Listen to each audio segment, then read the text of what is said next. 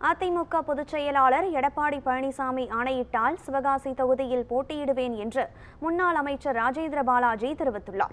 விருதுநகர் மாவட்டம் சிவகாசி மாநகராட்சிக்கு உட்பட்ட பராசக்தி காலனி, அறிஞர் அண்ணா காலனி, கல்லறை தெரு, மருதுபாண்டியர் நகர் உள்ளிட்ட பகுதிகளில் அதிமுக பூத் கமிட்டி நிர்வாகிகள் நியமனம் தொடர்பான ஆலோசனைக் கூட்டம் முன்னாள் அமைச்சரும் விருதுநகர் மேற்கு அதிமுக மாவட்ட செயலாளருமான ராஜேந்திர பாலாஜி தலைமையில் நடைபெற்றது. அப்போது பராசக்தி காலனி பகுதியில் நடைபெற்ற கூட்டத்தில் பேசிய அவர், எடப்பாடி பழனிசாமி முதலமைச்சராக வர வேண்டும் என மக்கள் விரும்ப ஆரம்பித்துவிட்டதாக கூறினார்.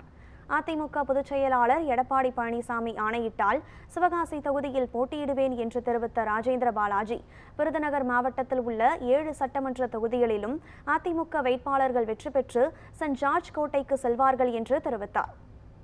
தேர்தல் எப்போது வரும், வாக்குச்சாவடிக்கு எப்போது செல்வோம், எப்போது அங்கே மிஷினுக்கு செல்வோம், எப்போது இரட்டலைக்கு வாக்குகளை அழுத்துவோம் என்று மக்கள் ஆவலோடு காத்துக் கொண்டிருக்கின்ற காலம் வந்து கொண்டிருக்கிறது.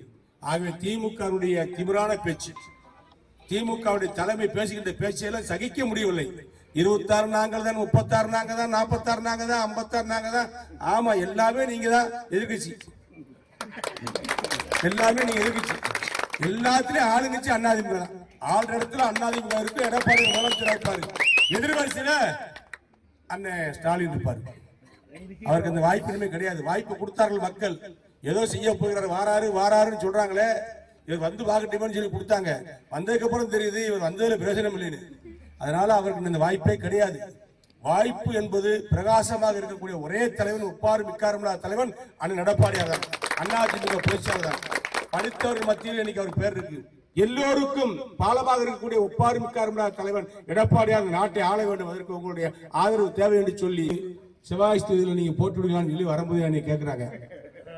எங்களுடைய பொதுச் செயலாளர், வருங்கால தமிழ்நாடு முதலமைச்சர் எடப்பாடியார் அறிவித்தால், ஆணையிட்டால் சிவகாசி தொகுதியில் நான் உறுதியாக போட்டிடுவேன். நிச்சயமாக உங்களுடைய எண்ணங்கள் ஈடேறும்.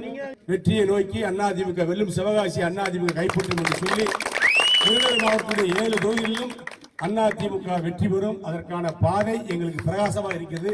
செயின்ட் ஜார்ஜ் கோட்டையை நோக்கி அதிமுக இங்க இருக்கின்ற 7 தொகுதிகளுடைய சட்டமன்ற உறுப்பினர்களும் நம்முடைய புரட்சி தமிழருடைய கரங்களில் போய் பத்திரமாக பாதுகாக்கப்படுவோம்.